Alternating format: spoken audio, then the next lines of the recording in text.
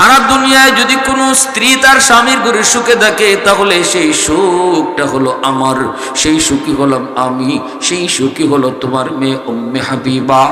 এই কথা কইতে বাবা কো, মা তুই শোনাইলি কি?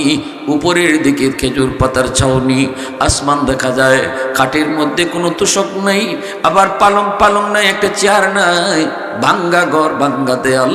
এখানে যদি তুমি কো দুনিয়ার সকল সুখ এই জায়গায়, তাহলে আমি বাবা বড় খুশি রে মা। আল্লাহু আকবার, জোরে কও। আমার নবী, মায়ার নবী মদিনায় ঢুকেই তিনি খবর পেয়ে গেলেন, রাসূল বলতেছে, উম্মে হাবিবা শুনেছি তোমার বাবা নাকি আসছিলেন। বলে হগ নবী আসছিলেন, চলে গেছেন। মায়ার নবী গুসা হয়ে গেলেন। রাসূল বলে, উম্মে হাবিবা কেন তুমি উনারে রাখলা না? কেন তুমি মেহমানদারি করলা না? কেন তুমি তার মেহমানদারি করলা না? তখন রাগ হয়ে গেছেন। উম্মে হাবিবা রাদিয়াল্লাহু তাআলা আনহা বলেন, ইয়া রাসূলুল্লাহ, ওগো নবীজি রাগ করেন না। নবীজির পা জড়ায় ধরে তিনি মাপ চায়। আল্লাহ রসুল কই, কেন মেহমানদারি করলা না? দেখেন আমার নবীর আখলাক। যারে মেহমানদারি করার জন্য রসুল কইতেছে, ইনি হলো রসুলের সবচেয়ে বড় দুশমন, যার সাথে নবীজির চরম দুশ্মনী, হত্যা হত্যা, কে কারে মারতে পারে, এই যার টার্গেট, এই যার সিদ্ধান্ত। অথচ মায়ের নবী তিনি যখন মেহমান হয়ে আসছেন, বাড়িতে আসছেন, রসুল কয়, উম্মে হাবিবা তুমি কেন তারে রাখলা না? কেন মেহমানদারি করলা না? উম্মে হাবিবা রাদিয়াল্লাহু তাআলা আনহা বলেন, ইয়া রাসূলুল্লাহ, ওগো নবীজি আমি ভয়ে আমার বাবারে কই নে আব্বা থাকো, কারণ আমার আব্বা হলো আপনার চরম দুশমন, আপনার সাথে কঠিন দুশমনী। যদি আপনি রাগ করেন, এটা মনে করে আমি আব্বারে একবারও কই নি আব্বা থাকো। নবীজি কয়, ও উম্মে হাবিবা কও কি তুমি? ইনি তো মেহমান। মেহমান যদি ভিন্ন ধর্মের মানুষ হয়, তুমি তারা মেহমানদারি করো, এটা ইসলামের আদর্শ। অমুসলিমও যদি হয়, মান আরাদা ইয়াবসুতার রিজকা ফালিয়ুকরিম যায়ফা আও কামা ক্বালা নবী আলাইহিস সালাম। রাসূল বলেন, তুমি যদি তোমার রিজিকের ভিতরে বরকত বেশি চাও, ইনকামের ভিতরে বরকত বেশি চাও, রুজির মধ্যে যদি বরকত তুমি বেশি চাও, রাসূল কই বেশি বেশি মেহমানদারি করো। মেহমান সে কি কেমন এটা দেখার বিষয় নয়। বেনামাজিও যদি হয় মেহমানদারি করো, অমুসলিমও যদি হয় মেহমানদারি করো। রাসূল কই তোমার রিজিকের মধ্যে আল্লাহ বরকত বাড়ায় দিবে। আমি আপনি দেখি মেহমান আইসা আমার ফ্রিজের মাংস খালি করে গেল, আমি আপনি দেখি মেহমান আইসা আমার 1 কেজি চাউল কমায় গেল, কিন্তু রাসূল কয় মেহমান আইলে পরে তোমার রিজিক আল্লাহ বাড়ায় দেয়। তাহলে আমার দেখা ঠিক না নবীর কোয়া ঠিক? নবীজির কোয়া ঠিক। এজন্যই যুবক, মায়ার নবী দয়ার নবী মেহমান ছাড়া খাইতেন না। হযরত ইব্রাহিম খলিল মেহমান ছাড়া তিনি খানা খাইতেন না। 3 দিন হয়ে যায় ইব্রাহিম খলিল তিনি মেহমান পান না। 3 দিন যাবত ইব্রাহিম খানা খান না। আল্লাহ পাক ফেরেশতাদেরকে জিব্রাইলকে ডাক দিয়ে কই, জিব্রাইল আমার খলিল মেহমান পায় না, খানা খায় না, 3 দিন হয়ে গেছে। এ জিব্রাইল তুমি আরো 2 জন ফেরেশতা লইয়া মানুষের রূপ ধইরা মেহমান সাইজা হাজির হও, আমার খলিল রে গিয়া খাওয়াও। আল্লাহু আকবার। ইব্রাহিম খলিল মেহমান পায়া তিনি খানা খাইতে বসে গেলেন, বড় খুশি। 3 দিন পরে ইব্রাহিম খলিল খানা খান, আর মেহমানরাও খানা খাইতে বসছেন 1 প্লেটে। কিন্তু মেহমান তারা খানা খাবে কেমন করে? তারা তো খানা খাবে কেমন করে? তারা তো ফেরেশতা, ফেরেশতা তো খানা নেই। এজন্য শুধু খানা হাত দিয়ে লাড়াচাড়া করেন, মুখে ঢুকায় না। আর ইব্রাহিম খলিল তিনি তো খানা খাইতেছেন, খবর নাই। মেহমান যে খানা খায় না, শুধু হাত নাড়ানাড়ি করে, খবর নেই। পর্দার আড়াল থেকে বিবি সারা দেখা ডাক দেয়া কয়, স্বামী গো, ও স্বামী একটু খবর আসেনি তোমার? তোমার মেহমান নাদি খানা খায় না,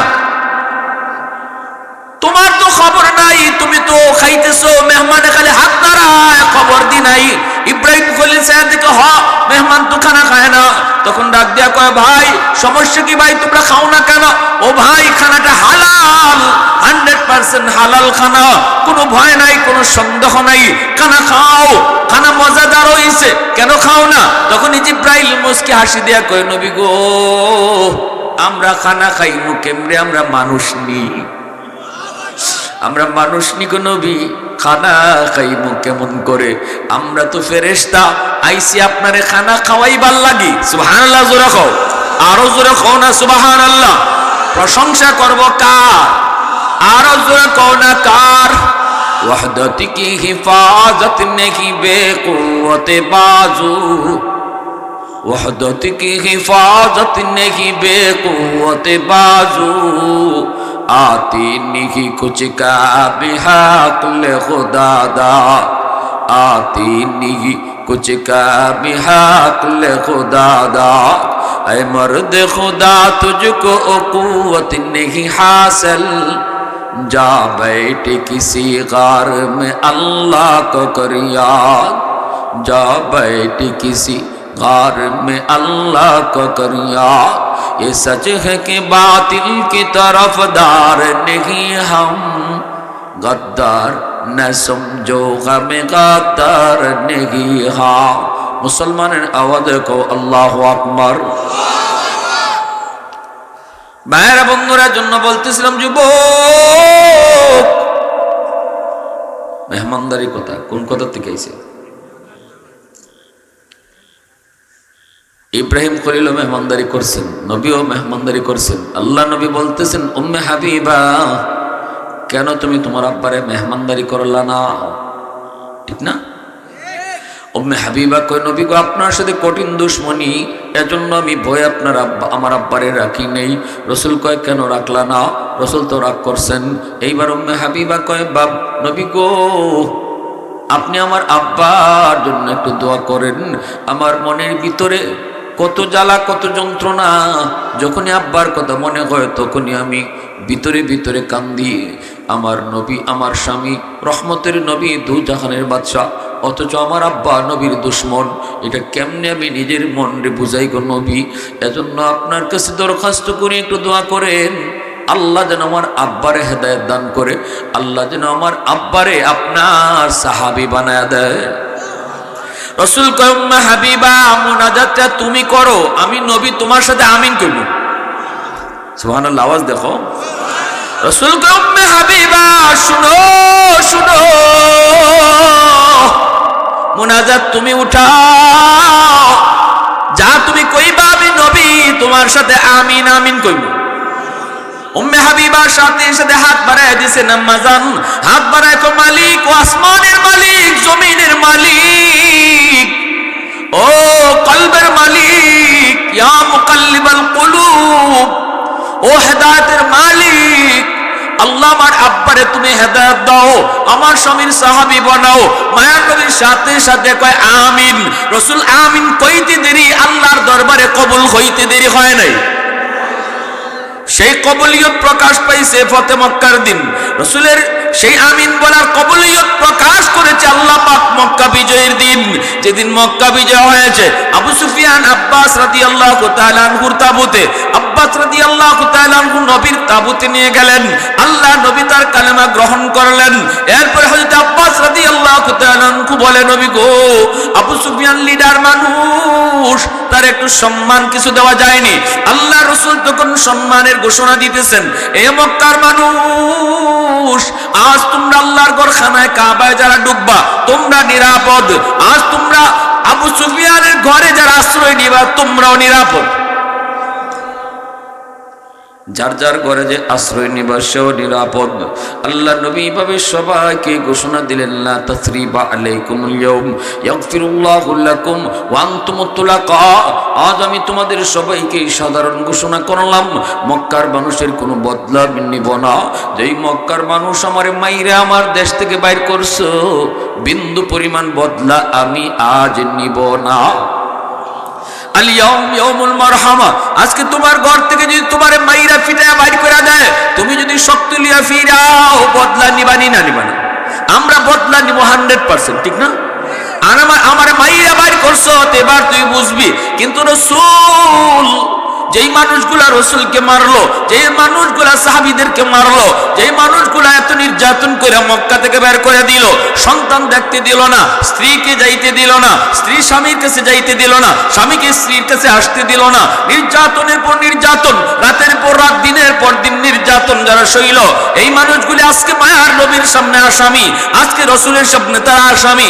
এরপর রসুল কই, যাও, বিন্দু পরিমাণ বদলা নিব না, তোমাদের সবাই আমি মাফ করে দিলাম। শুধুমাত্র কয়েকজন মানুষের নাম ব্যতীত আল্লাহ রসুল যে কয়েকজনকে নাম বলছিলেন, এই কয়েকজনকে আমি কখনো মাফ করব না। এর ভিতরে একজন হলো, এর ভিতরে একজন হলো, এর ভিতরে একজন হলো আবু জাহেলের সন্তান ইকরামা। আল্লাহ, সবাই আওয়াজ দেয়া জোরে, লা ইলাহা ইল্লাল্লাহ,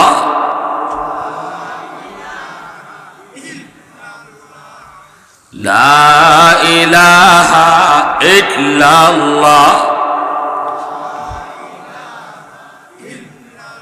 হৃদয়ের জানালাটা খুলে দাও না,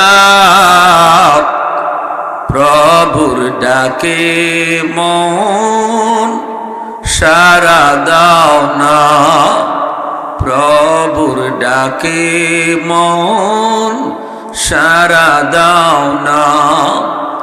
অসীম ক্ষমতা যার হাতের উপর, যার নামে বয়ে যায় ঝরনা নহর। অসীম ক্ষমতা যার হাতের উপর, যার নামে বয়ে যায় ঝরনা নহর। আল্লাহ আল্লাহ বলে সবে দেওয়ানা, প্রভুর ডাকে মন সারা দাও না, হৃদয়ের জানালাটা খুলে দাও না, প্রভুর ডাকে মন সারা দাও না।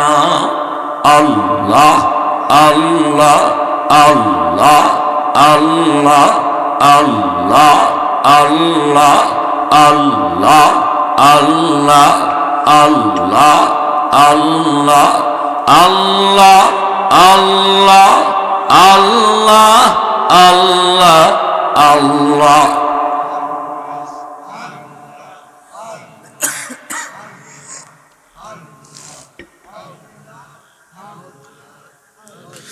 লা ইলাহা ইল্লাল্লাহু মুহাম্মাদুর রাসূলুল্লাহ।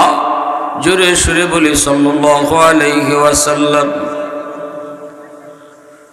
সতী আল ইসলাম যুব সংঘ গোয়েনঘাট কর্তৃক আয়োজিত আজকের ইসলামী মহাসম্মেলনের সম্মানিত সদর ইজলাস সভাপতি সাহেব, উপস্থিত জাতির বিবেক উলামায়ে কেরাম, অত্র এলাকার মুরব্বিয়ানে আজম, কলিজার টুকরো যুবক, পর্দার আড়ালে পর্দানিশীন সম্মানিত মা ও বোনেরা, আল্লাহ পাকের দরবারে হাজারো কোটি শুকর, যে মালিক আমাকে আপনাকে এই মুহূর্তে জান্নাতি প্যান্ডেলের নিচে আল্লাহ এবং তার রসুলের কিছু কথা শোনার এবং আমাকে বলার তৌফিক দান করেছেন, এজন্য শুকরিয়াতান সবাই বলি আলহামদুলিল্লাহ। মুআজ্জাজ হাজিরিন, উত্তম চরিত্র মানুষের জীবনের সবচেয়ে বড় সম্পদ। উত্তম চরিত্র, সুন্দর চরিত্র, উত্তম আখলাক। সম্পদ, ধন দৌলত এটাও বড় সম্পদ না, ভালো সুন্দর স্বাস্থ্য এটাও বড় সম্পদ না। সবচেয়ে বড় সম্পদ হলো ভালো চরিত্র, উত্তম চরিত্র। এজন্য ইংরেজিতে একটা প্রবাদ আছে, health is lost, something is lost, wealth is lost, something is lost, but character is lost, everything is lost. তোমার ধন দৌলত নষ্ট হয়েছে, কমই গেছে, বেশি না। শরীরের স্বাস্থ্য নষ্ট হয়েছে, এটাও কমই নষ্ট হয়েছে। কিন্তু যদি চরিত্র নষ্ট হয় তাহলে তোমার সব শেষ, ঠিক না? একজন মানুষ উত্তম চরিত্রের দ্বারা তার মর্যাদা ফেরেশতার চেয়ে উপরে বেড়ে যায়, আরেকজন নিকৃষ্ট চরিত্র হওয়ার কারণে কুকুরের চেয়েও নিকৃষ্ট হয়ে যায়। ভালো করে মনে রাখবেন, আল্লাহ আমার আপনার নবীকে সর্বোত্তম সুন্দর চরিত্রের অধিকারী বানাইছেন। এই কথাটা আল্লাহ কসম খেয়ে বলছেন। কারণ বেদিন বেঈমানরা নবীকে পাগল কইত, জাদুকর কইত। আল্লাহ কসম খায়া বলেন, বন্ধু তুমি পাগলও না, জাদুকরও না, তোমাকে আমি আল্লাহ সর্বোত্তম উত্তম চরিত্রের অধিকারী বানাইছি। সুবহানাল্লাহ। নুন ওয়াল কলামি ওয়ামা ইয়াসতুরুন মা আনতা বিনিয়ামাতি রাব্বিকা বিমাজনুন। আল্লাহ বলেন, কলমের কসম, কলমের লিখার কসম, বন্ধু তুমি পাগল নও। আবু জাহেল তোমারে পাগল কয় কোক, কিন্তু আমি আল্লাহ বলতেছি তুমি পাগল না, তুমি উত্তম চরিত্রের অধিকারী নবী। সকল নবীর চরিত্রই সুন্দর, আমার আপনার নবীর উত্তম চরিত্র, সুন্দর চরিত্রের সার্টিফিকেট আল্লাহ কসম খেয়ে দিয়েছেন। সুবহানাল্লাহ বলেন। এজন্য আমি যদি নবীর উম্মত দাবি করি আর নবীর অনুসরণ যদি আমি মনে করি করতাম, তাহলে আমার চরিত্র সুন্দর হওয়া লাগবে। উত্তম চরিত্রের তিনটা স্তর। একটা হলো এখানে বাচ্চা কথা কয় কেটা, এখানে কথা কয় কেটা, দুইজন খারাপ দিছে, কথা কয় কেটা, উল্টা যায়। ওই যে ওইখানে ওইখানে প্যানেল ওই পাশে বাহিরে,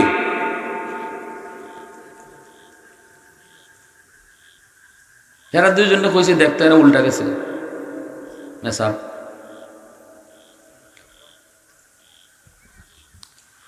সুন্দর উত্তম চরিত্রের তিনটা স্তর, খুলুকে হাসান, খুলুকে করিম, খুলুকে আজিম। খুলুকে হাসান এটা উত্তম চরিত্র, সুন্দর চরিত্র। এর পরের চেয়ে আরেকটু উন্নত উত্তম চরিত্র হলো খুলুকে করিম। খুলুকে করিমের চেয়ে আলো ভালো চরিত্র খুলুকে আজিম। তাহলে ভালো চরিত্রের কয়টা স্তর? তিনটা। কয়টা? তিনটা। একটা হলো খুলুকে হাসান, এটাও ভালো চরিত্র। এর চেয়েও ভালো খুলুকে করিম, এর চেয়েও ভালো সর্বোচ্চ ভালো খুলুকে আজিম। ওই খুলুকে আজিমটা আল্লাহ তার হাবিবকে দিছেন। এখন আসুন আমরা জানি যে এই তিনটা স্তর কি কি। খুলুকে হাসান বলা হয় আপনার সাথে যেমন খারাপ আচরণ করছে, আপনি তার সাথে সমান সমান খারাপ আচরণ করতে পারেন। সমানে সমানে বদলা, সমানে সমানে বদলা। আপনি তুতু দিছে তুতু দিতে পারবেন, আপনি গালি দিছে গালি দিতে পারবেন, আপনার মারছে মারতে পারবেন। তবে একটুও যেন বেশি না হয়। হে যদ্দুর দিছে অদ্দুরি, এক জাররাও যদি বেশি দেন তাহলে আপনি জালেম, জবাব দেওয়া লাগবে। সমান শরীয়ত এটার অনুমতি আছে, বিস্তারিত ব্যাখ্যা যাব না।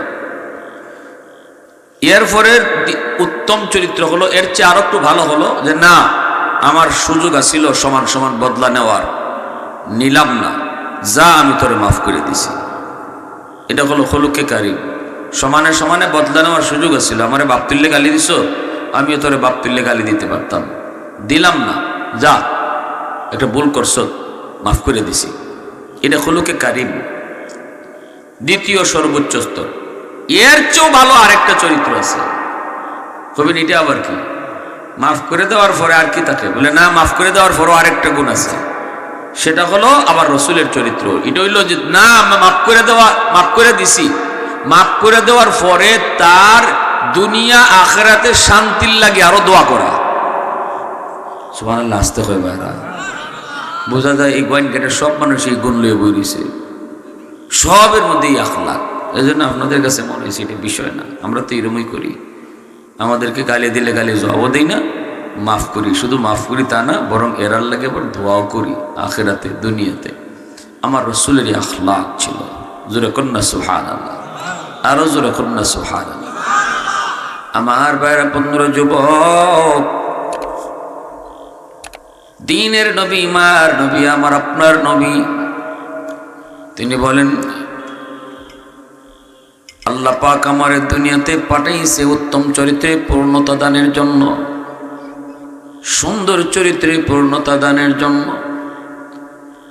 মক্কা নবীজির জন্মভূমি, মক্কায় জন্ম নিলেন, শৈশব মক্কায় কাটলো, বাল্যকাল মক্কায় কাটলো, যৌবন মক্কায় কাটলো। মক্কার মানুষ নবুয়ত পাওয়ার আগ পর্যন্ত নবীকে তারা সম্মান করত। আল আমিন উপাধি ওরাই রসুলকে দিল সত্যবাদী।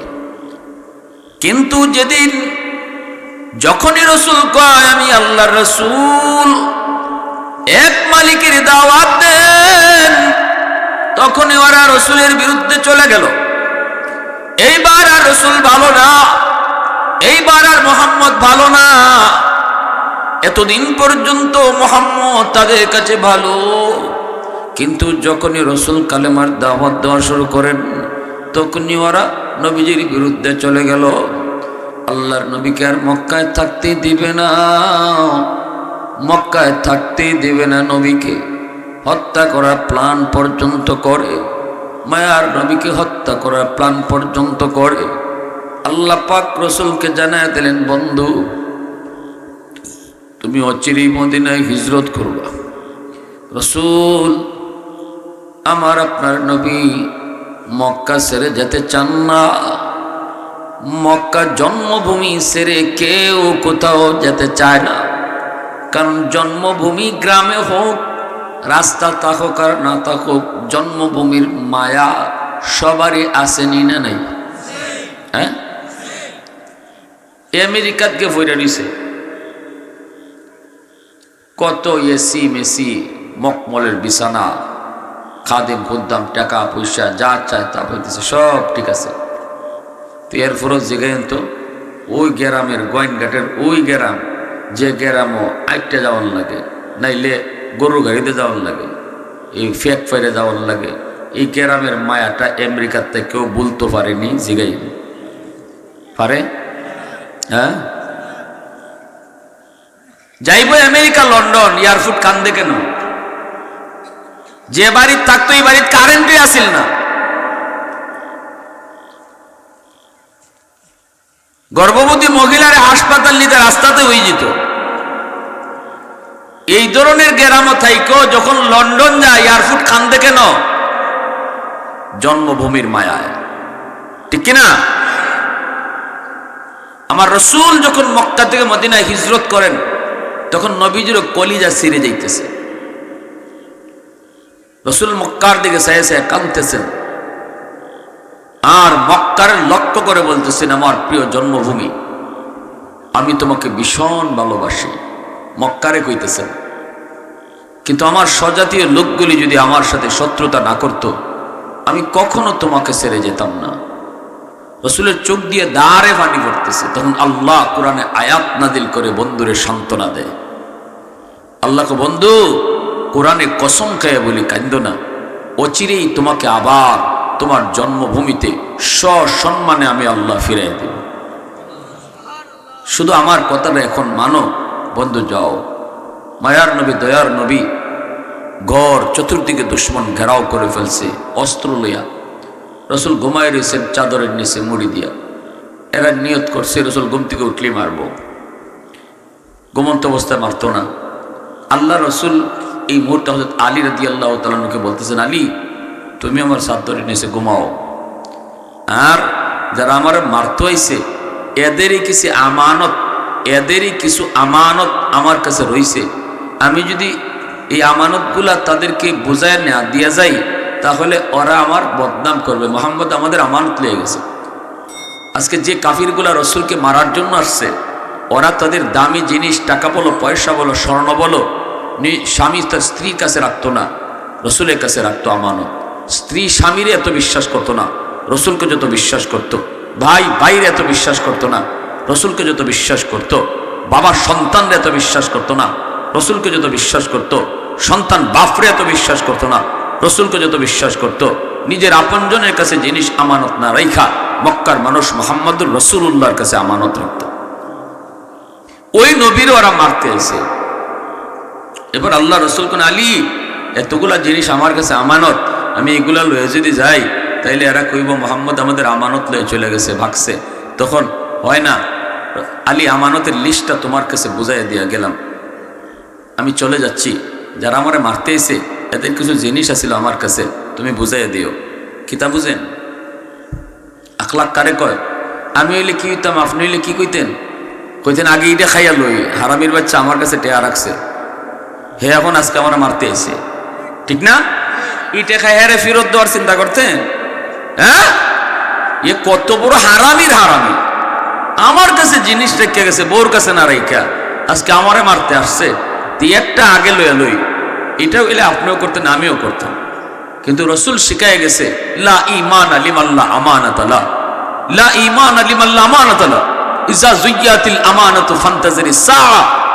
আমানতদারি যার নাই তার ঈমান নাই, আমানতদারি যার নাই ঈমান নাই। কিয়ামতের আলামত রসুল কইছে আমানত খিয়ানত। এই আমানতের গুরুত্ব বুঝাইবার লাগি আল্লাহ রসুল হিজরতের আগে যারা মারতে আইলো তাদের আমানত আলীর হাতে বুঝাইয়া রসুল বিদায় নিছেন। সুবহানাল্লাহ, জোরে বলেন। আমার ভাইরা, বন্ধুরা, যুবক, আলী রাদিয়াল্লাহু তাআলা আনহুকে রসুল বলেন, আলী, ও আলী, পারবানি আমার চাদরের নিচে তুমি ঘুমাইতা? আলী বলেন, নবী গো আমি পারবো, সমস্যা কি? রসুল বলেন, আলী, ওরা কিন্তু ঘুমন্ত অবস্থায় তোমাকে হত্যা করে ফেলতে পারে। আমি মুহাম্মদ মনে করে চাদর উঠে যদি দেখে চেহারা, তখন তো দেখবে তুমি আলী। কিন্তু যদি চাদরের উপরে দিয়ে তলোয়ার চালায় দেয় তাহলে কিন্তু তোমার জীবনটা বড় বিপন্ন, তুমিও বড় রিক্সে আছো রে আলী, একটু কও এই রিক্সে তুমি যাবানি? আলী রাদিয়াল্লাহু তাআলা আনহু বলেন, ইয়া রাসূলুল্লাহ, আমি রাজি না, শুধু আপনি যা কইবেন আমি তাতেই রাজি। আল্লাহু আকবার, আওয়াজ দেখো, আল্লাহু আকবার। মুহাম্মাদুর রাসূলুল্লাহ মনে করি যদি আমাকে ওরা হত্যা করে ফেলে গো নবী, আমি রাজি।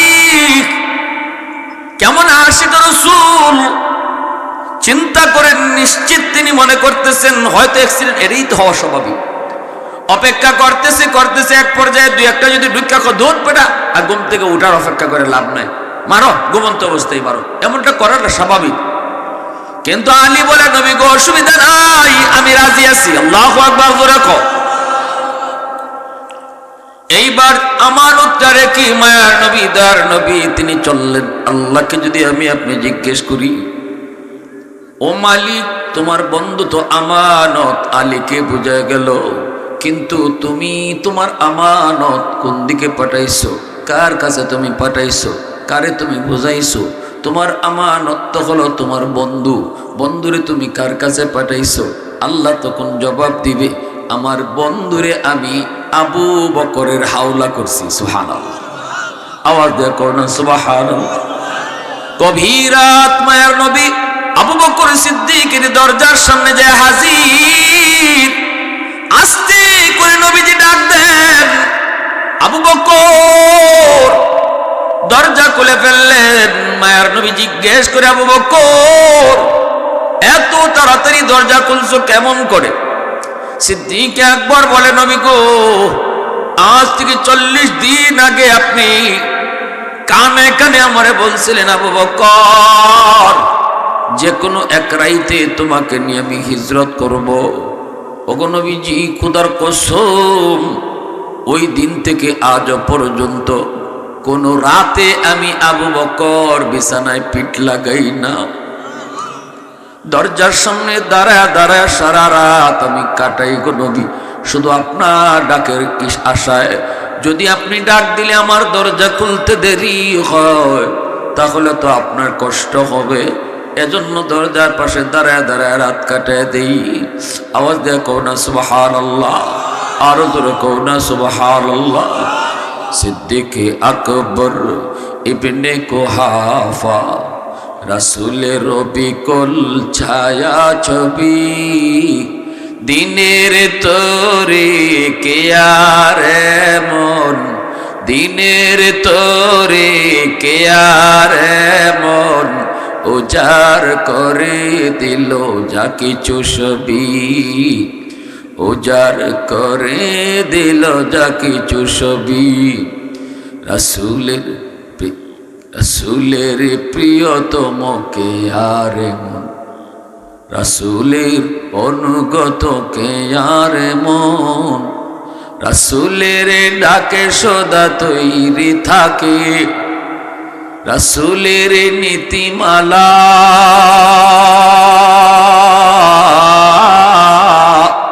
অটুট রাখে। হিজরতে দ্বিধাহীন দীপ্ত সাহসে আমাদের চিরচেনা কোন সাহাবী, দিনের তোরে কে আর এমন, দিনের তোরে কে আর এমন উজাড় করে দিল যা কিছু সবই, উজাড় করে দিল যা কিছু সবই। সিদ্দিকে আকবর ইবনে কুহাফা রাসূলের অবিকল ছায়া ছবি, দিনের তোরে কে আর এমন, দিনের তোরে কে আর এমন উজাড় করে দিল যা কিছু সবই, উজাড় করে দিল যা কিছু সবই। মুসলমানের আওয়াজ কো আল্লাহু আকবার। ভাইরা বন্ধুরা, জন্য বলতেছিলাম রে যুবক, আল্লাহ নবী মক্কার দিকে তাকায় তাকায় তিনি কান্দে, কিন্তু আল্লাহ কই বন্ধু তুমি কাঁদো না, যাও তুমি মদিনায় হিজরত করো, আবারও তোমাকে মক্কায় ফেরত পাঠাবো। ও বন্ধু, কসম, আমি আল্লাহ কোরআনের কসম খায়া বলি, 8টা বছর কাটা গেল। মায়ার নবী দয়া নবী 8ম হিজরিতে সাহাবায়ে কেরামদেরকে নিয়া 10,000 সাহাবায়ে কেরামদেরকে লইয়া মায়ার নবী মক্কার দিকে রওনা দিলেন। মক্কা জয় করার জন্য সাথে নবীজির 10,000 সাহাবী, প্রত্যেকেই তারা যোদ্ধা, প্রত্যেকের হাতে তলোয়ার। মক্কার মানুষ যদি বাধা দেয় যুদ্ধ বেঁধে যাবে, মক্কার মানুষ যদি সামনে দাঁড়ায় কচু কাটা করে ফেলবো, এই নিয়তে রাসূল বের হয়ে গেলেন।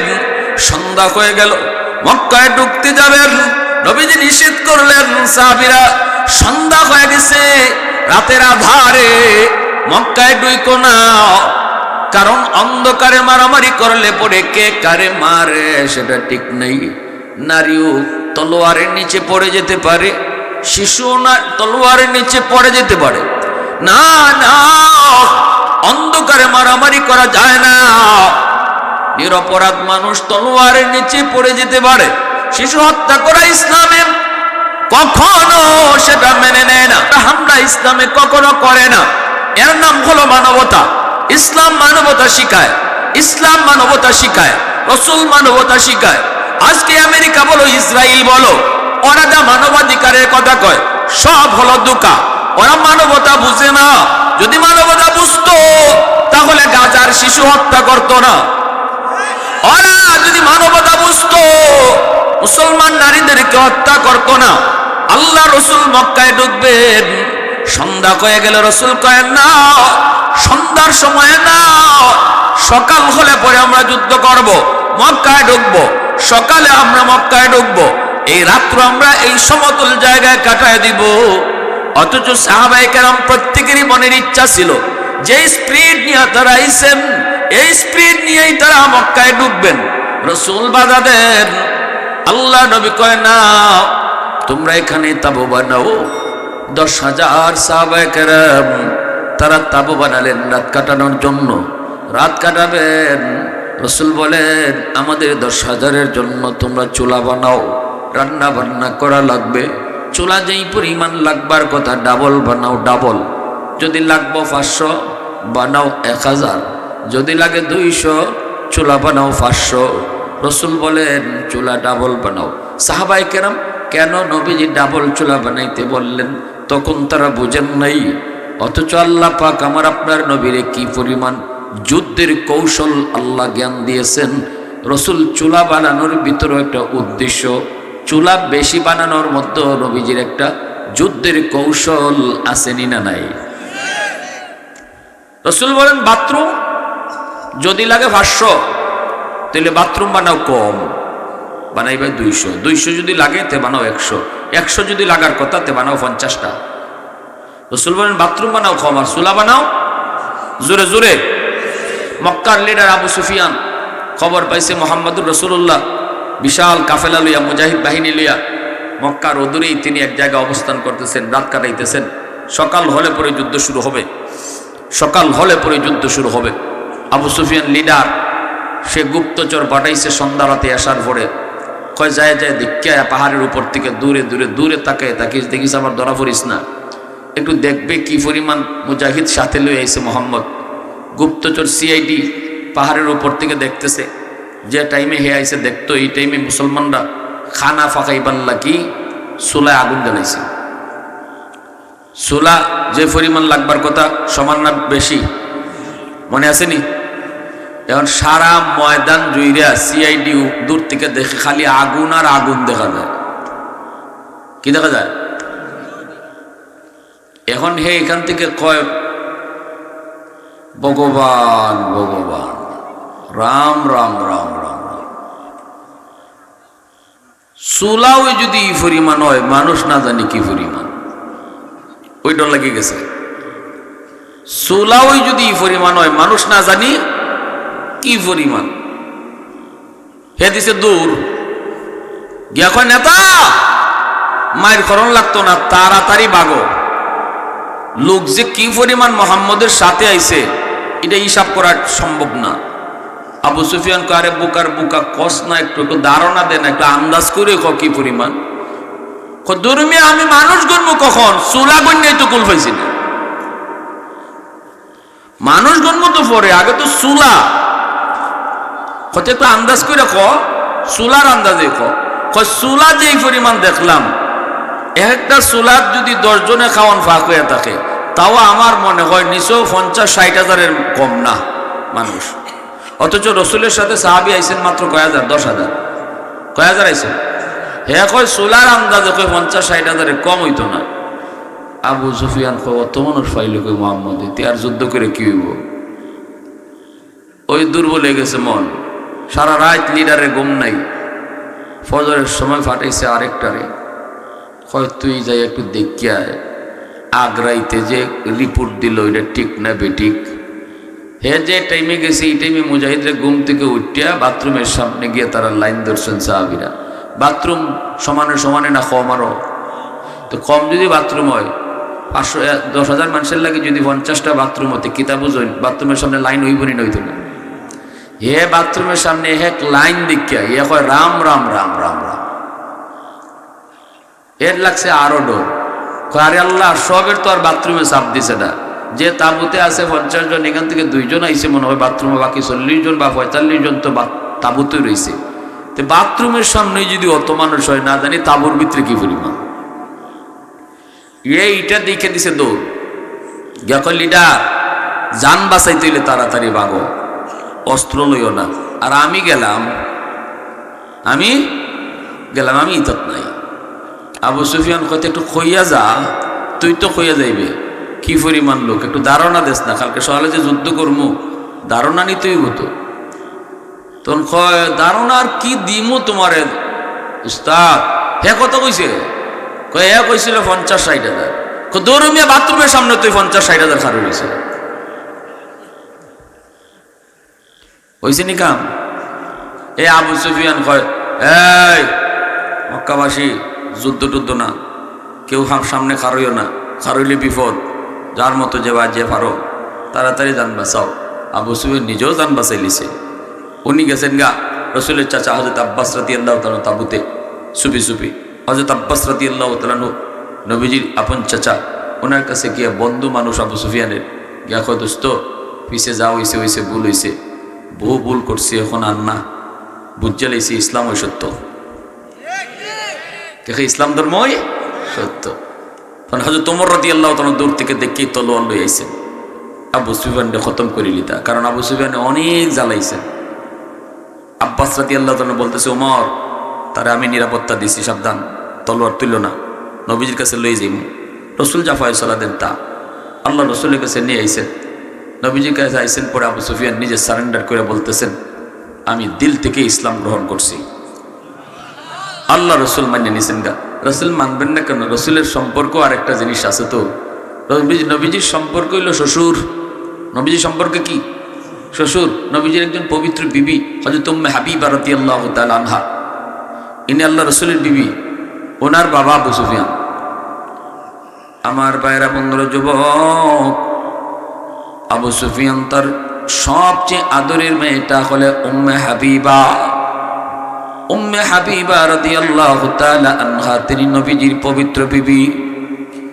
উম্মে হাবিবা যখন নবীজির ঘরে আবু সুফিয়ানের সাথে রসুলের চরম থেকে চরম দুশমনী। আবু সুফিয়ান মেয়েটাকে দেখার জন্য একদিন মদিনায় যায়। মায়ার নবী মদিনার বাইরে, আবু সুফিয়ান মেয়েটাকে দেখার জন্য চুপি চুপি দরজার সামনে যে ডাক দিয়া কয়, মা, ও মা, উম্মে হাবিবা। বাবার ডাক শোনার পর দরজা খুলে দেখেন বাবা। মা, বাবা আর মেয়ের মধ্যে দেখা হলো, দুজনের চোখের মধ্যে পানি। আবু সুফিয়ান কয়, মা, ও মা, তুই কেমনে আমারে ভুলে থাকলি? মুহাম্মদের ঘরে তুই কেমন আছো মা?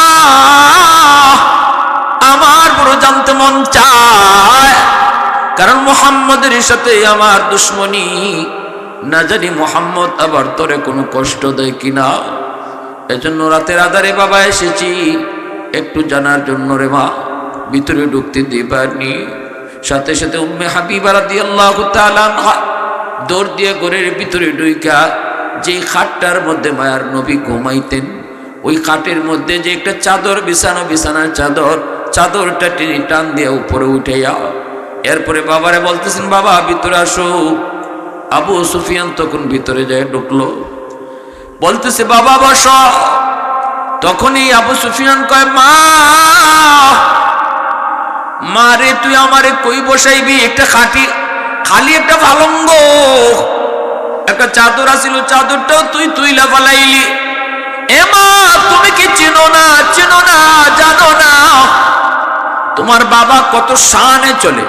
মকবলের বিছানায় ঘুমায়, ইজি চেয়ারের মধ্যে বসে, সোফার মধ্যে বসে, দামি দামি চেয়ারে বসে। এমন একজন বাবারে তুমি শুধু খালি একটা খাটের মধ্যে বসাইবা, চাদরটা তুলে ফেলছো। তখনই উম্মে হাবিবা চোখের পানি চাইরা বলতেছে, বাবা গো, ও বাবা, তোমার কাছে একটা খালি চাদর, কিন্তু তুমি জানো না এই চাদরের মধ্যে কে ঘুমায়? আল্লাহু আকবার, জোরে কও। জানো না গো বাবা, এই চাদরে কে ঘুমান?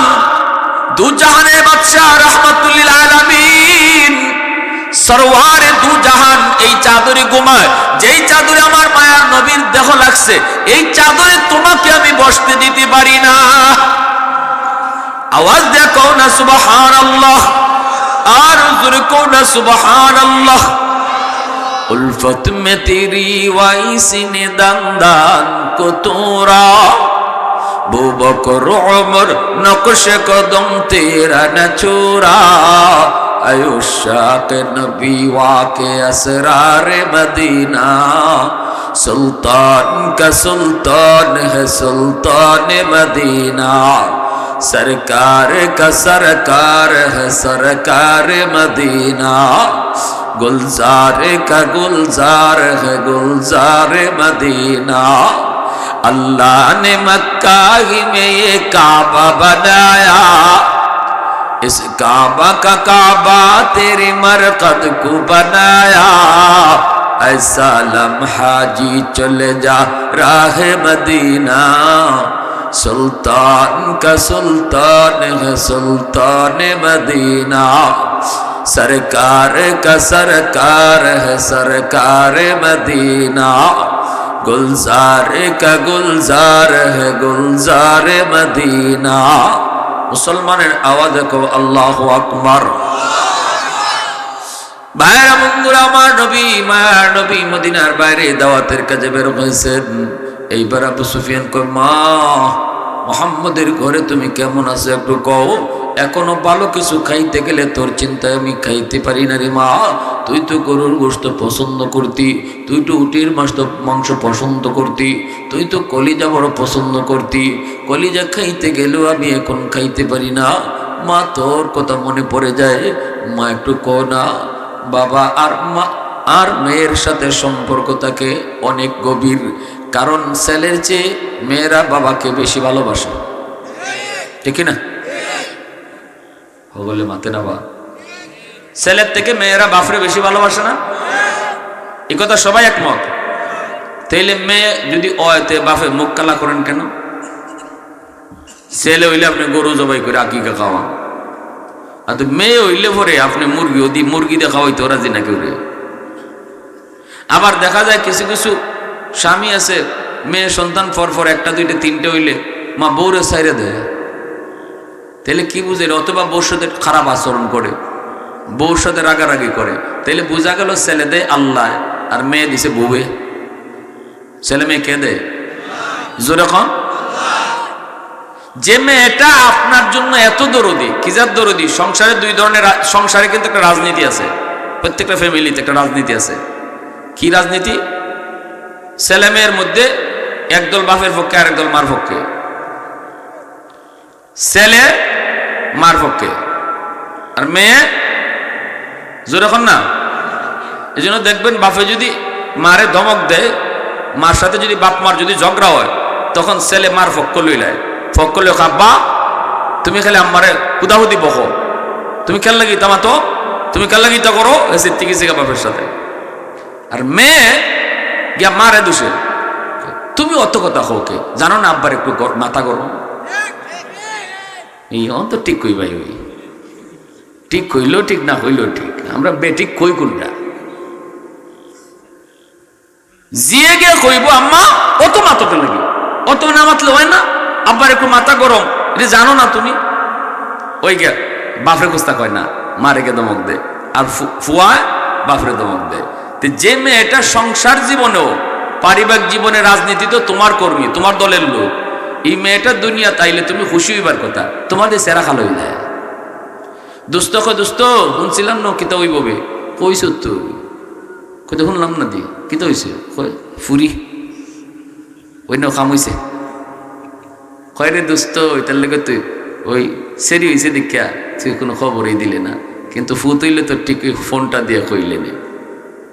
হ্যাঁ, তুমি হাবিবা বলতেছে বাবা তুমি তো জানতে চাইতেছো মুহাম্মদুর রাসূলুল্লাহর ঘরে আমি কেমন আছি, তাই না? কয় হ মা, এটি জানবার লাগে আইছি।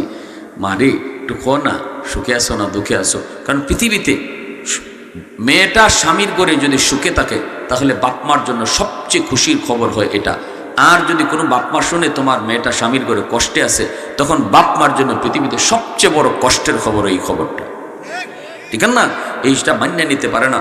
যখনই শুনে খুশি সুখী তখন বাপ মা খুশি, যখনই শুনে মেয়েটা স্বামীর ঘরে দুঃখী তখন বাপ মার কষ্ট বেড়ে যায়। এজন্য উম্মে হাবিবা বলতেছে বাবা মুহাম্মাদুর রাসূলুল্লাহর ঘরে তোমার মেয়ে কেমন আছে তোমার জানতে বড় মন চায়। বাবা গো তাহলে শোনো, পুরা দুনিয়াতে যদি কোনো মেয়ে তার কোনো স্ত্রী তার স্বামীর ঘরে সুখে থাকে তাহলে সেই মেয়েটা হলো তোমার মেয়ে। আল্লাহু আকবার। সারা দুনিয়ায় যদি কোনো স্ত্রী তার স্বামীর ঘরে সুখে থাকে তাহলে সেই সুখটা হলো আমার, সেই সুখী হলাম আমি, সেই সুখী হলো তোমার মেয়ে উম্মে হাবিবা। এই কথা কইতে বাবা কো মা তুই শোনাইলি কি? উপরের দিকে খেজুর পাতার ছাউনি, আসমান দেখা যায়, খাটের মধ্যে কোনো তোষক নাই, আবার পালং নাই, একটা চেয়ার নাই, ভাঙ্গা ঘর ভাঙ্গা দেয়াল। এখানে যদি তুমি কও দুনিয়ার সকল সুখ এই জায়গায়, তাহলে আমি বাবা বড় খুশি রে মা। আল্লাহু আকবার জোরে কও। আমার নবী মায়ার নবী মদিনায় ঢুকেই তিনি খবর পেয়ে গেলেন রাসূল বলতেছে উম্মে হাবিবা শুনেছি তোমার বাবা নাকি আসছিলেন। বলে হগ নবী আসছিলেন, চলে গেছেন। মায়ের নবী গুসা হয়ে গেলেন। রসুল বলে উম্মে হাবিবা, কেন তুমি উনারে রাখলা না? কেন তুমি মেহমানদারি করলা না? কেন তুমি তার মেহমানদারি করলা না? তখন রাগ হয়ে গেছেন। উম্মে হাবিবা রাদিয়াল্লাহু তাআলা আনহা বলেন, ইয়া রাসূলুল্লাহ, ওগো নবীজি রাগ করেন না। নবীজির পা জড়ায় ধরে তিনি মাপ চায়। আল্লাহ রসুল কই, কেন মেহমানদারি করলা না? দেখেন আমার নবীর আখলাক। যারে মেহমানদারি করার জন্য রসুল কইতেছে, ইনি হলো রসুলের সবচেয়ে বড় দুশমন, যার সাথে নবীজির চরম দুশ্মনী। হত্যা হত্যা, কে কার মারতে পারে, এই যার টার্গেট, এই যার সিদ্ধান্ত। অথচ মায়ার নবী তিনি যখন মেহমান হয়ে আসছেন, বাড়িতে আসছেন, রসুল কয়, উম্মে হাবিবা তুমি কেন তারে রাখলা না? কেন মেহমানদারি করলা না? উম্মে হাবিবা রাদিয়াল্লাহু তাআলা আনহা বলেন, ইয়া রাসূলুল্লাহ, ওগো নবীজি, আমি ভয় আমার বাবারে কই নে আব্বা থাকো, কারণ আমার আব্বা হলো আপনার চরম দুশমন, আপনার সাথে কঠিন দুশমনী। যদি আপনি রাগ করেন, এটা মনে করে আমি আব্বারে একবারও কই নি আব্বা থাকো। নবীজি কয়, ও উম্মে হাবিবা, কও কি তুমি? ইনি তো মেহমান। মেহমান যদি ভিন্ন ধর্মের মানুষ হয়, তুমি তারে মেহমানদারি করো, এটা ইসলামের আদর্শ। অমুসলিমও যদি হয়, মান আরাদা ইয়াবসুতার রিজকা ফালিয়ুকরিম যায়ফা আও কামা ক্বালা নবী আলাইহিস সালাম। রাসূল বলেন, তুমি যদি তোমার রিজিকের ভিতরে বরকত বেশি চাও, ইনকামের ভিতরে বরকত বেশি চাও, রুজির মধ্যে যদি বরকত তুমি বেশি চাও, রাসূল কই বেশি বেশি মেহমানদারি করো। মেহমান সে কি কেমন এটা দেখার বিষয় নয়। বেনামাজিও যদি হয় মেহমানদারি করো, অমুসলিমও যদি হয় মেহমানদারি করো। রাসূল কই তোমার রিজিকের মধ্যে আল্লাহ বরকত বাড়ায় দিবে। আমি আপনি দেখি মেহমান আইসা আমার ফ্রিজের মাংস খালি করে গেল, আমি আপনি দেখি মেহমান আইসা আমার 1 কেজি চাউল কমায় গেল, কিন্তু রসুল কয় মেহমান আইলে পরে তোমার রিজিক আল্লাহ বাড়ায় দেয়। তাহলে আমার দেখা ঠিক না নবীর কওয়া ঠিক? নবীজির কওয়া ঠিক। এজন্য এর যুবক, মায়ার নবী দোয়ার নবী মেহমান ছাড়া খাইতেন না। হযরত ইব্রাহিম খলিল মেহমান ছাড়া তিনি খানা খাইতেন না। 3 দিন হয়ে যায় ইব্রাহিম খলিল তিনি মেহমান পান না। 3 দিন যাবত ইব্রাহিম খানা খান না। আল্লাহ পাক ফেরেশতাদেরকে জিব্রাইলকে ডাক দিয়ে কই, জিব্রাইল, আমার খলিল মেহমান পায় না, খানা খায় না, 3 দিন হয়ে গেছে। এ জিব্রাইল, তুমি আরো 2 জন ফেরেশতা লইয়া মানুষের রূপ ধইরা মেহমান সাইজা হাজির হও, আমার খলিল রে গিয়া খাওয়াও। আল্লাহু আকবার। ইব্রাহিম খলিল মেহমান পায়া তিনি খানা খাইতে বসে গেলেন, বড় খুশি। 3 দিন পরে ইব্রাহিম খলিল খানা খান, আর মেহমানরাও খানা খাইতে বসছেন 1 প্লেটে। কিন্তু মেহমান তারা খানা খাবে কেমন করে?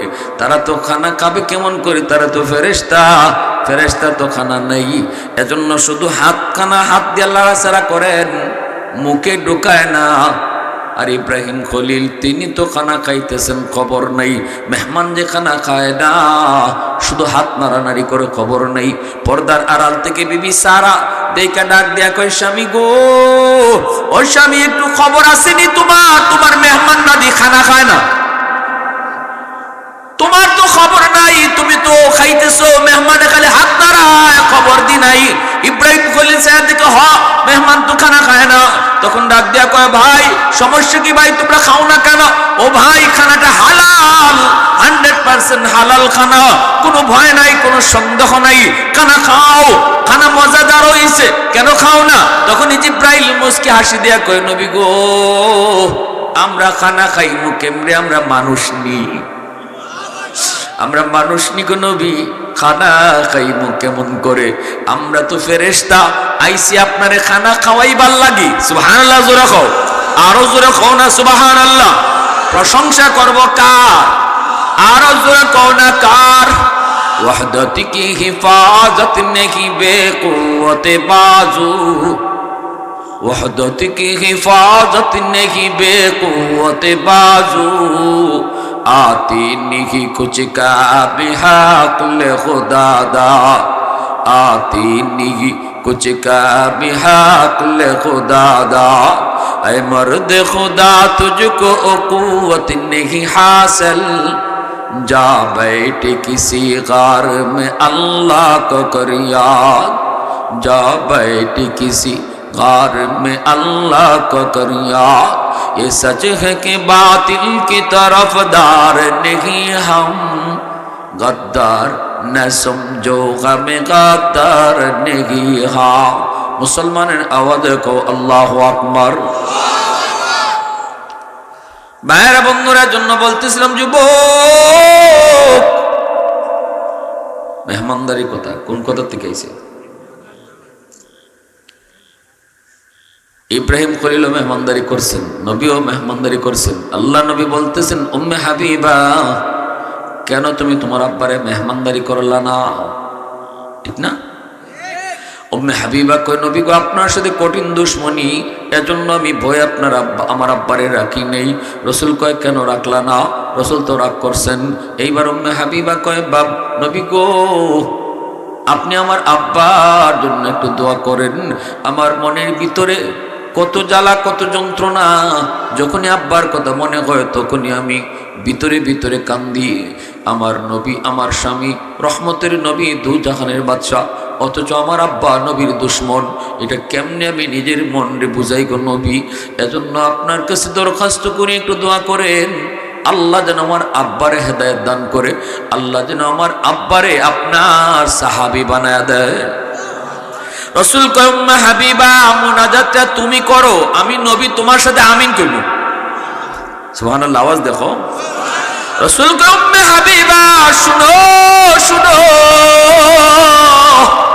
মুনাজাত তুমি উঠাও, যা তুমি কইবা আমি নবী তোমার সাথে আমিন আমিন কইব।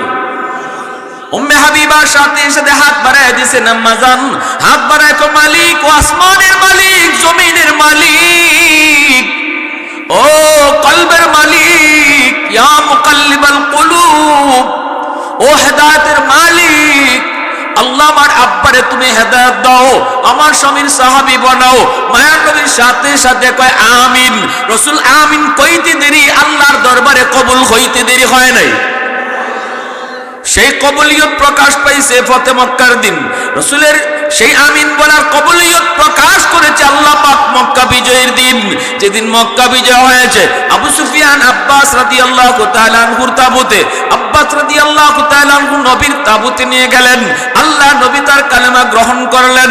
এরপর হযরত আব্বাস রাদিয়াল্লাহু তাআলা আনহু বলে, নবী গো আবু সুফিয়ান লিডার মানুষ, তার একটু সম্মান কিছু দেওয়া যায়নি? আল্লাহ রসুল তখন সম্মানের ঘোষণা দিতেছেন, এ মক্কার মানুষ, আজ তোমরা আল্লাহর ঘরখানায় কাবায় যারা ঢুকবা তোমরা নিরাপদ। আজ তোমরা আবু সুফিয়ানের ঘরে যারা আশ্রয় নিবা তোমরাও নিরাপদ। যার যার ঘরে যে আশ্রয় নিবা সেও নিরাপদ। আল্লাহ নবী ভাবে সবাইকে ঘোষণা দিলেন, লা তাসরিবা আলাইকুমুল ইয়াউম ইয়াগফিরুল্লাহু লাকুম ওয়া আনতুমুত তুলাকা। আজ আমি তোমাদের সবাইকে সাধারণ ঘোষণা করলাম, মক্কার মানুষের কোনো বদলা নিব না। যেই মক্কার মানুষ আমারে মাইরা আমার দেশ থেকে বাইর করছো, বিন্দু পরিমাণ বদলা আমি আজ নিব না। আল ইয়াউম ইয়াউমুল মারহামা, আজকে তোমার ঘর থেকে যদি তোমারে মাইরা ফিটায়া বাইর করা যায়, তুমি যদি শক্তি লিয়া ফিরাও, বদলা নিবানি না নিবানা? আমরা বদলা নিব 100%, ঠিক না? আর আমার মাইরা বাইর করছো, এবার তুই বুঝবি। কিন্তু রাসূল যেই মানুষগুলা রসুলকে মারলো, যেই মানুষগুলা সাহাবীদেরকে মারলো, যেই মানুষগুলা এত নির্যাতন করে মক্কা থেকে বের করে দিল, সন্তান দেখতে দিল না, স্ত্রীকে যাইতে দিল না, স্ত্রী স্বামীর কাছে যাইতে দিল না, স্বামীকে স্ত্রীর কাছে আসতে দিল না, নির্যাতনের পর নির্যাতন, রাতের পর রাত দিনের পর দিন নির্যাতন যারা সইল, এই মানুষগুলি আজকে মায়ার নবীর সামনে আসামি, আজকে রসুলের সামনে তারা আসামি। এরপর রসুল কই, যাও, বিন্দু পরিমাণ বদলা নিব না, তোমাদের সবাই আমি মাফ করে দিলাম। শুধুমাত্র কয়েকজন মানুষের নাম ব্যতীত আল্লাহ রসুল যে কয়েকজনকে নাম বলছিলেন, এই কয়েকজনকে আমি কখনো মাফ করব না। এর ভিতরে একজন হলো আবু জাহেলের সন্তান ইকরামা। এর ভিতরে একজন হলো আবু জাহেলের সন্তান ইকরামা। এর ভিতরে আরেকজন হলো আমির হামজা রাদিয়াল্লাহু তাআলা আনহুর কুনি ওয়াহশী। আল্লাহ রসুল বলেন এদেরকে আমি মাফ করব না, যেখানে পাবো হত্যা করব। এমনকি যদি আল্লাহর ঘরখানায় কাবায় ঢুকেও যায় তবু ওদেরকে আমি হত্যা করব। আবার রসুল সাল্লাল্লাহু আলাইহি ওয়াসাল্লাম এই ঘোষণা দেওয়া মাত্রই সবাই তো ভয় অস্থির। এই দিকে দেখা যায় রসুল বলতেছেন তোমরা যার যার বাড়িতে যাবা। সাহাবীদেরকে বলতেছেন, শুনেন কি জাত ঘটনা, দেখেন কি আদর্শ আল্লাহ আমার রসুলকে দিয়েছিলেন। তলোয়ারের দ্বারা ইসলাম বিজয় হয় নাই, তলোয়ার চলছে, কিন্তু পরিপূর্ণ ইসলামের রূপ চেঞ্জ করে দিয়েছে দুনিয়া জুড়ে। মানুষের দিলে ইসলাম ঢুকাই দিয়েছে আমার রসুল আর সাহাবীদের আখলাক আর আদর্শ। মনে প্রাণে ইসলাম তারা গ্রহণ করেছে রসুল আখলাক।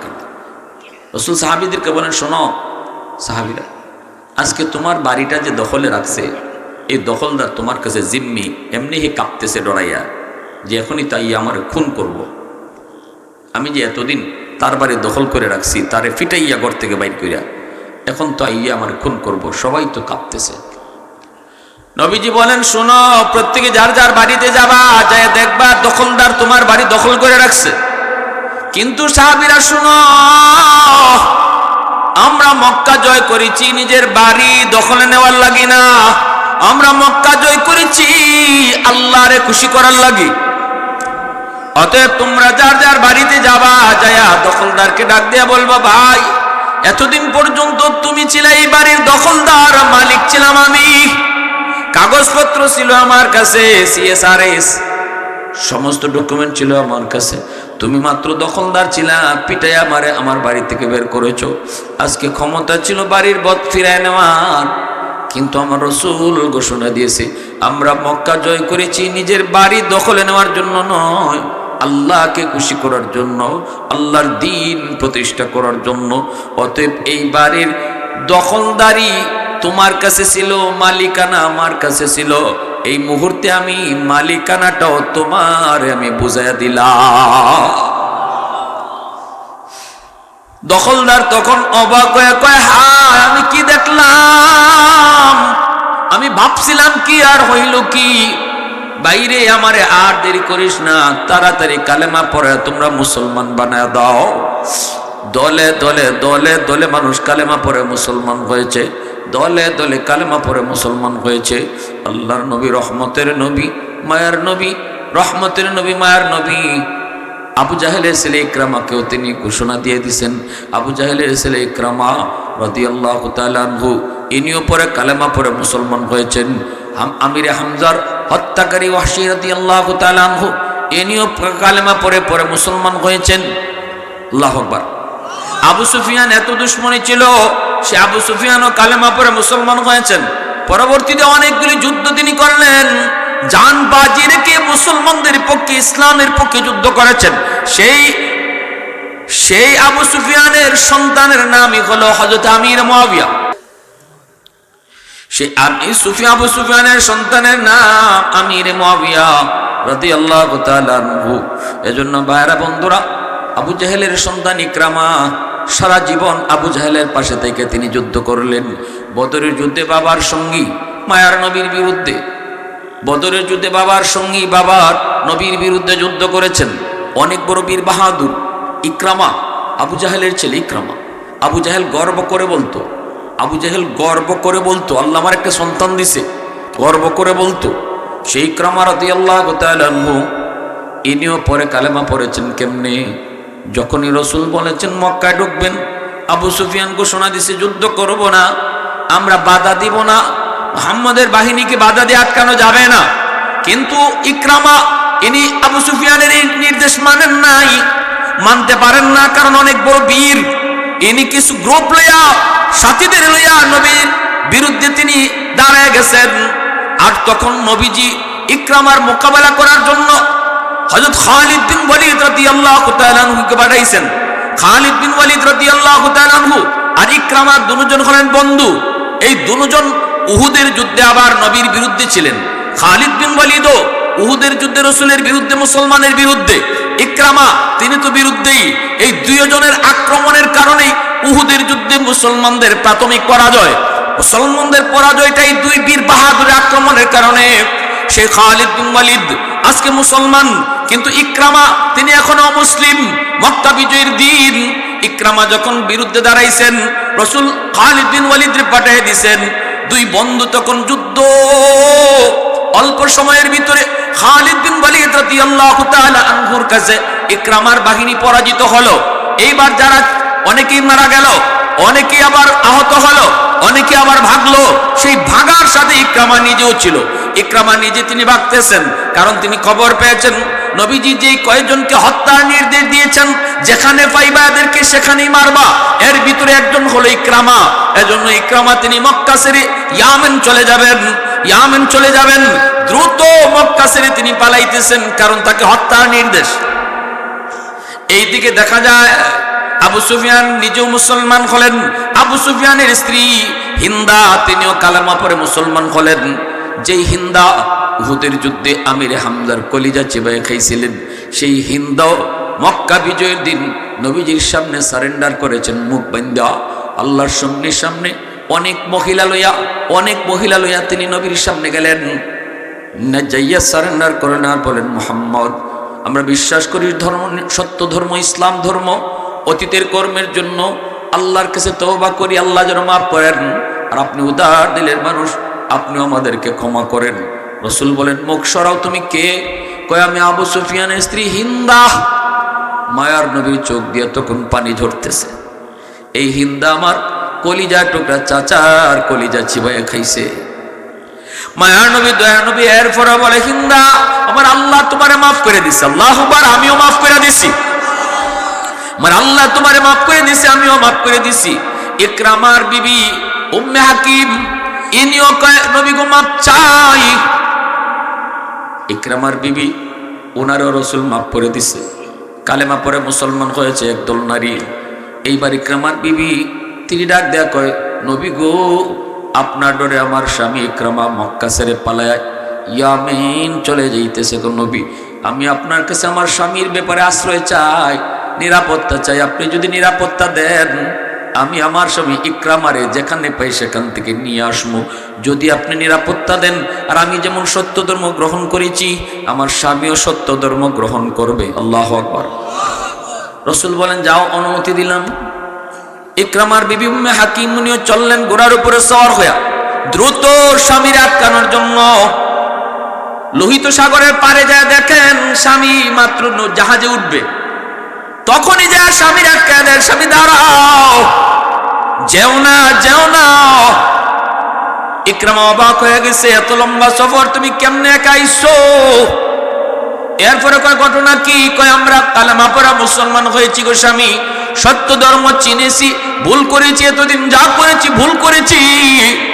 অবশ্য আমি মুহাম্মদুর রাসূলুল্লাহর কাছ থেকে তোমার নিরাপত্তা আনছি, অতএব তুমি আমার সাথে চলো। ইকরামা তখন বলতেছে, বিবিরে, আমার বিশ্বাস তো হয় না, সত্যি কি তুমি মুহাম্মদুর রাসূলুল্লাহর সাথে নিজে কথা কইছনি নাকি কারো মুখের কথায়? আমার বিশ্বাস হয় না, আমারে কেমনে নবী মাপ দিব? কারণ আমি যে ক্ষতি করেছি ইসলামের, আমারে মাপ করার তো কোনো দেখি না। তখনই বিবি কইতেছে, স্বামী গো, বিশ্বাস করো, আমি নিজে নবীর সাথে কথা কইছি। আল্লাহু আকবার। মানুষের কথায় না, আমি নিজে কথা কইছি। তখন চলল, স্বামী স্ত্রী দুজন চলল মক্কার দিকে। রাস্তায় বিবির হাত ধরতে চাইছে, তখনই বিবি কয়, নো টাচ, আমি এখন মুসলমান, তুমি এখনো কাফির, অতএব আমার গায়ে টাচ হবে না। আল্লাহু আকবার। জোরে বল, আরো জোরে বল, আল্লাহু আকবার। নবীজির কাছে আসছেন আয়েশা, ইকরামা কালেমা পড়ে মুসলমান হয়েছেন। দেখেন, আল্লাহ রাসূল ইকরামারও মাফ করে দিয়েছেন। এই ইকরামা কালেমা পড়ে মুসলমান হয়েছেন, হইয়া বহু যুদ্ধে খালিদ বিন ওয়ালিদ আর ইকরামা, যে দুইজন ইসলামের আগে ইসলামের ক্ষতি করছেন, দুই বন্ধু মিল্লা, এই দুই বন্ধু আবার ইসলাম গ্রহণ করার পরে দুই বন্ধু মিল্লা বহু যুদ্ধে মুসলমানদের বিজয় ছেনে আনছেন।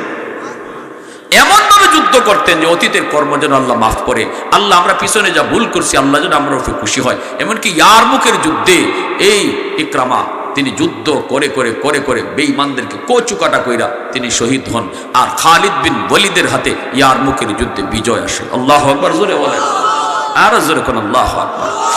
এজন্য বলতেছিলাম ওয়া ইন্নাকা লাআলা খুলুকিন আযীম, ভালো করে ইয়াদ রাখো, ইসলামে তলোয়ারের ব্যবহার হয়েছে, তলোয়ার চলছে, কিন্তু কাফিরদের মন জয় হয়েছে নবী এবং নবীর সাহাবায়ে কেরামের আখলাকের দ্বারা, সেই উত্তম ব্যবহারের দ্বারা। এজন্য উত্তম চরিত্র মানুষের জীবনের সবচেয়ে বড় সম্পদ। চরিত্র ভালো রাখা, মানুষের সাথে ব্যবহার ভালো করা। আমার সাথে একজনে খারাপ আচরণ করলো, আমি করতে পারি না। সামনে আসতেছে নির্বাচন, নির্বাচন নিয়ে কেউ দাঙ্গা হাঙ্গামা যাবেন না। কোর্ট কথা